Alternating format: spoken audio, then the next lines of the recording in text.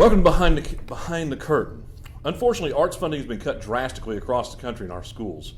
Fortunately, though, there are a few theater programs still in operation. And with us today is one of those theater educators, Miss Jane Maudlin, who is the drama teacher at Paul Blazer High School in Ashland, Kentucky. Jane, thank you for joining us today. Looking forward to it. I like the pendant, by the way, the theater mask. That's cute. My daughter has one really similar to that. I think I have a silver one somewhere. I think there was some redneck dad that got it for her. First question, are you a native of this area? Yes, I grew up in Huntington, so just across the river, and went to Marshall and then went to Cincinnati for my master's. Oh, really? Okay, I didn't know that. See, I'm learning all kinds of things today. It's wonderful. So you went to Marshall and then you went to Cincinnati? Yes. Okay. I'm not going to ask you when. Good, because I won't answer. A few years ago. Was there community theater in this area? Oh, gosh, yes. Was there? I made my debut at 7. Really? Yes. Interesting. Well, you know, you needed somebody to play Gretel in Sound of Music, and then I was the littlest orphan in Oliver, and if you're counting back, you can figure out exactly when that was. I won't do that. I won't do that. So how long have you been teaching? I have been teaching theater in Ashland for, just finished my 15th year. 15 years. I started in years. fall of 2000. Wow. Yeah. Who was there before you? A lady named Heather Gaffney. I never actually met her, but she was there 3 or 4 years. Before that, they had a myriad of people who came in for a couple of years.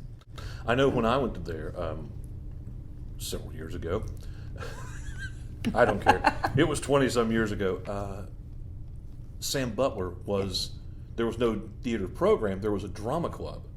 And I think there might have been a theater class, just a general theater class he may have taught. The reason I know about that was because there were pretty girls in the theater department. Oh, yeah. And, of course, that drew my attention anyway. Sam was still at the board office when I hired him, and so he was a huge support. I've heard great things about him. What made you want to be a theater teacher? I didn't. Really? I swore I would never teach. I come from a long family line of teachers, and I said, I'm not going to do this. I wanted to be in theater. I started my undergrad, I thought I'm going to be the world's greatest actor, and I got there and discovered that everybody else was a whole lot better at it than I was. But I had a flair for tech theater, and I learned to use power tools, and I could build things, and I love running lights, and discovered I could make a career doing that, which I did for several years. I worked on the road doing everything from grand opera to professional wrestling. So, wow. And is there much difference between grand opera and professional wrestling? The opera singers are just as annoying and whiny and babies, and I shouldn't say that. No. When you work in tech, the lights are the same. The lights go on, the lights go off. Setting up a stage is not much different than setting up a wrestling ring. So interesting. No, about midway through, I discovered that if I switched to and got an education degree, I could get out in 2 years, and rather than being a liberal arts major. So I got the degree so that I could sub in between theater gigs, and then 15 years ago, I got a call from Blazer that said, hey, we want a theater teacher. And I said, hey, I want benefits and a salary and a bed that doesn't move at night. So I took the job. So has all of your time in the 15 years you've been there been spent teaching theater, Yes. or are there other classes you teach as well? I have taught English. I teach an Arts and Humanities survey course that I love. And the past few years, I've been teaching a college speech class, public speaking, through Morehead University. Cool. So all of that kind of ties together. Cool. Now let's talk a little more about your program now. Okay. Does your program perform public shows, or are Yes. they only for the student body? No. We actually rarely perform for the student body. It's too difficult to pull students out of class. And we do 2 all-day fundraisers, one at Christmas and then one at the end of the year for our scholarship. And that's the only just in-school performance we do. Everything else is done in the evenings. How do you advertise those shows? With social media or with other ways? Social media, posters, putting in the newspaper, the Ashland paper, the Huntington paper. Get them up on church flyers and things like that. Well, in the interest of full disclosure, I've been to some of your shows. Oh, okay. You probably knew because I thought there was something funny and I laughed. And they probably heard me in Building 2. Yes, you had an infectious laugh. It's wonderful. Well, at least that's the only thing infectious about me, right? But no, so you obviously know they're open to the I public. do. But our audience may not, and our audience needs to know that. Well, We want come see them. That's what we want. We want to build the program. We want to increase the awareness of theater in our communities. Does your program participate in competitions or educational festivals? We do when they work well as far as time and distance. The past few years, the competition I like to go to the most has fallen on homecoming weekend, and you just can't. So you pick your battles with students, or they'll be at the opposite end of the state, and 6 hours on a school bus just doesn't sound like fun to me, or to my boss. So or to your students, I'm sure. They would be fine with it, but I'm not sure I'm fine with it. So if we have to go to Western Kentucky, I tend to go, okay, we're not going to go this year. And which festival? That's KTA, correct? KTA or the Kentucky Thespian. Kentucky Thespian also. Okay. Do you encourage your students to audition for community theater shows? Absolutely, if it's an appropriate show. With, for example, Rent that's coming up, and several of them said, I want to go audition. And I said, sit down and talk it over with your parents first, because it's a mature show. It's a mature show, absolutely. And I don't encourage them to do things that forces them to be grown-ups before they're ready to be grown-ups. I'm probably more protective than some of their parents in that respect. But I do encourage them to get out for a number of reasons. Working with a different director, a different venue, you learn so much more. Absolutely. You learn what to do, you learn what not to do. I can always tell when my students have worked with somebody else and they come back and they say, okay, well, I didn't like how they wasted our time, or we couldn't have our cell phones backstage. Well, there's a reason for that. But they learn things, both good and bad, from other directors. How many shows do you perform during the school year? Anywhere from 1 to 4, depending. Some years, when finances work out, we do a children's theater tour to the elementary schools. Go to all the area elementary schools and do a show with set scenery and costumes. And it gives them experience touring. We do 2 or 3 main stage productions. We also are responsible for Veterans Day. Sometimes we'll do a 9/11 memorial. So, do you choose shows one at a time or for an entire season? I tend to choose 1 to 2 at a time, looking at the student population that I have. I've probably read 15 scripts already this month. I'll probably read another 20 to find 2 to 3 that fit the group of students that I have. And sometimes you read one and you don't have the right group for 2 or 3 years, and then suddenly a young man or a young woman walks in and you, okay, I can do that show now. So I'm going to go ahead and put a plug in now. What? There's a show called Jason and the Argonauts. Black Box Theater Publishing has it. It was written by Annie Tanner, who is married to Will Tanner, class of '88, Walt Blazer.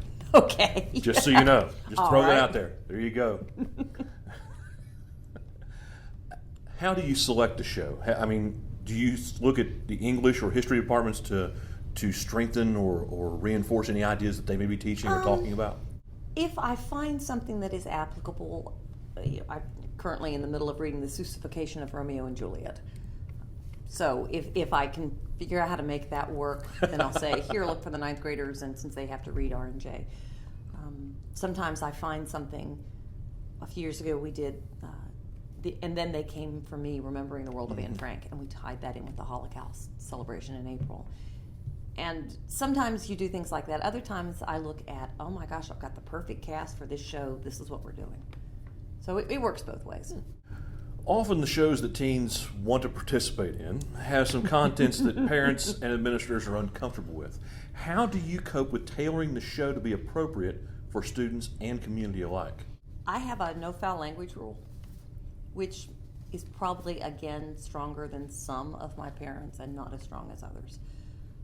We had an issue a few years ago where a couple of my seniors figured I couldn't do anything on opening night, so they put all of the language back in, including some that weren't in the original script.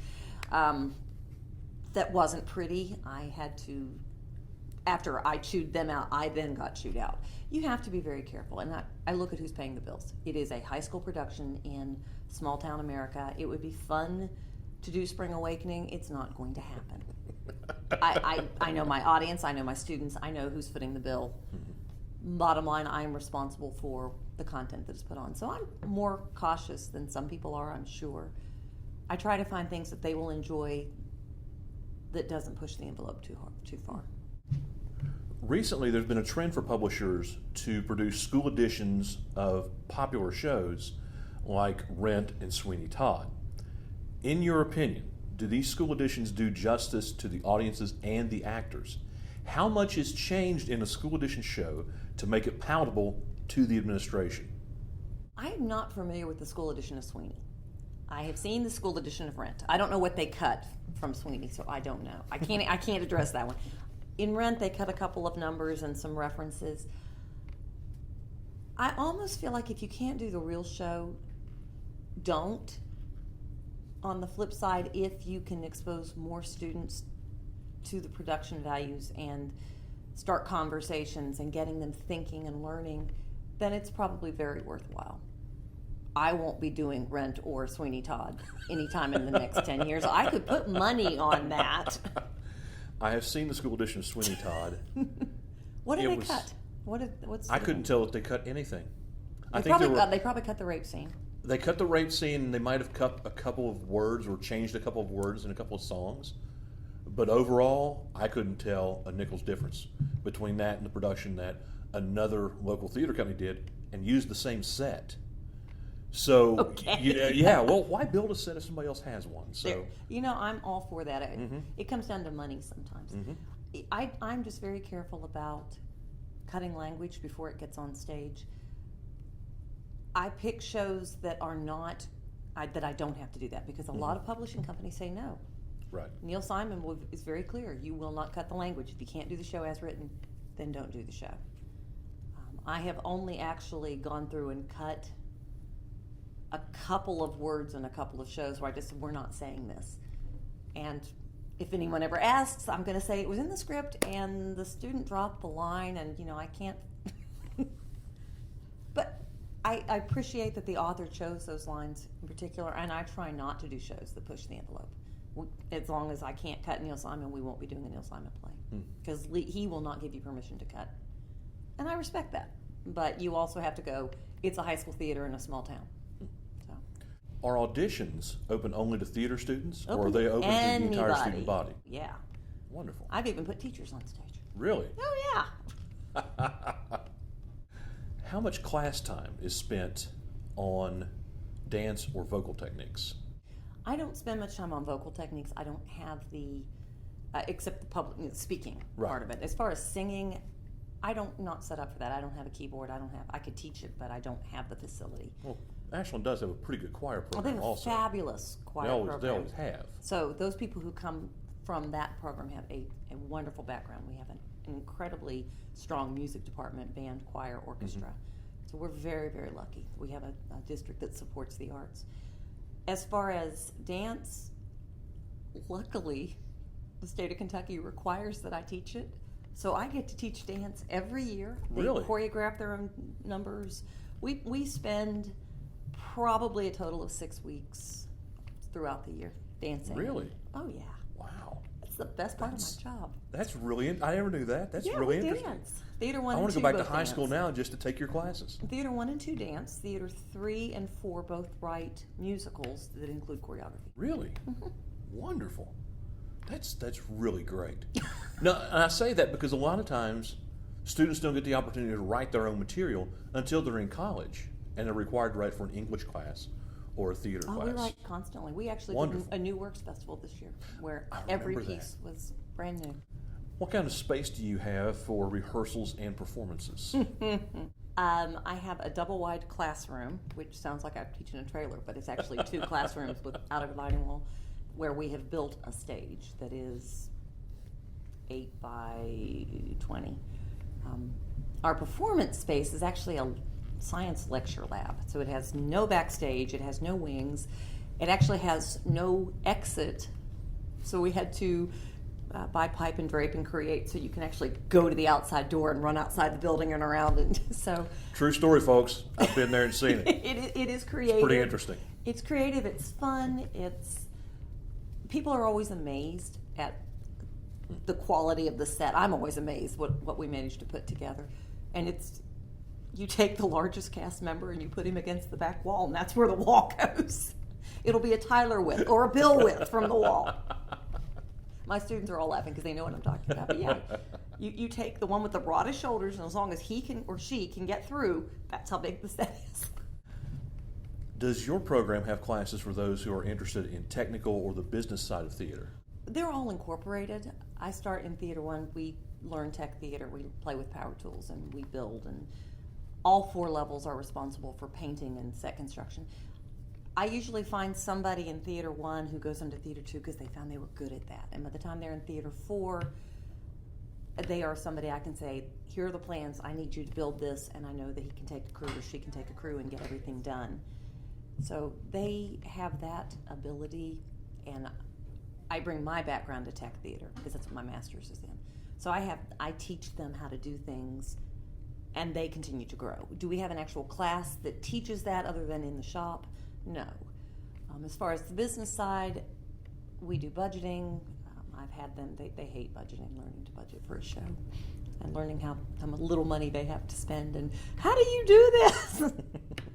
So we don't have a class that actually focuses on it, but I teach all those elements as we go forward. And I think every theater teacher does. I don't do anything unusual here. How closely does the theater program work with the choir and band? If we are doing a musical, we are pretty much inseparable. The rest of the time, we juggle a lot of the same students. So I'll call the choir teacher and say, I know you have an all-county rehearsal Thursday. What time is it over so I can have these 3 students? Or during marching band season, I have to look at the marching band schedule and figure out when I don't have, because they committed to that first. So, but if they commit to me first, then it's different. But we all work really well together. I'm blessed to have the department we have. They're fabulous. Have you had graduates go on to seek theater performance degrees or other fine arts, even education? Yes. In college? Yes, I have several students who are currently either in New York or LA. I've got one who's writing scripts in LA, several TVs. He's been an extra in several TV shows. I have several who are working in New York and in Chicago. I just got a text the other day from a former student who just got her first teaching job, and she said, I need to know how to pick a play for this fall. And I said, well, read about the first 25 you come across. But yeah, and a lot of them don't necessarily go on to theater, but I have students who are lawyers, doctors, ministers. I have 4 ministers. I don't know what I did to scare them that direction. But the skills they learn, being able to think on your feet. I have several who are on TV now. I have one on TV in Lexington and one in Huntington, who, the skills they learned, the interviewing, the poise, the posture, the looking at the audience, all these things that they learned in theater are now part of their life. I teach life skills. That's what I tell them. They can paint, they can hang a shelf, they can paint a room, they can clean chair backs. What can a prospective college theater student do to be better prepared for their audition? First and foremost, you have to know the material, backwards and forwards. You need to read the play. It's not just enough to find a monologue and go, okay, this one looks like I can learn and it's cute. You really need to understand the character. And part of the college audition process, they're going to say, why did you make that choice? Why did you do that with that particular line? And you need to know. Well, I thought it'd be cute if I played it that way. You need to read the play. And at this point, I feel like the character's saying this. They may or may not be correct, but you're making that choice. You need to know your material, and you need to know 2 or 3 different versions of something. They may ask for classical or Shakespeare or contemporary. You need to know them, not necessarily memorize them, but you need to know what you're saying within those speeches, because that's how you connect with the words and the character. What do you hope students learn from your program? Life skills. They learn they can do anything. They learn whether it's painting a room or building a bookshelf or running lights, and they may never do this again. And for some of my students, when they are on stage for the Christmas fundraiser and they read a Christmas monologue standing at the podium frozen in terror, and they get applause. And for some of them, they won't get applause again until they walk across the stage at graduation. And that's what it's about. The kids who have it and have the passion and the drive, and they're doing community theater and they're going on stage doing Rent, wherever, those kids already have this. It's for the ones who, oh wait, I can use power tools. I can build something. I can do something that makes me special. And for me, that's 99% of it. When you find that kid who needs that one little niche, and then they stay with you for 4 years. So as we go away from here, any words of wisdom? For whom? For the students out there. Find something you're passionate about doing. I joke about having the greatest job in the world because I'm teaching theater. If I were teaching, forgive me, but if I were teaching math, I think I would go home every night and go, okay, the vein is this way. I couldn't do it. I could not teach just anything. I get to do theater. I get to play with power tools and paint. I don't have a pair of shoes that doesn't have something, either paint or something stuck to the bottom. You know, I get home and I haven't even painted with brown this year. How do I have brown paint on my shirt?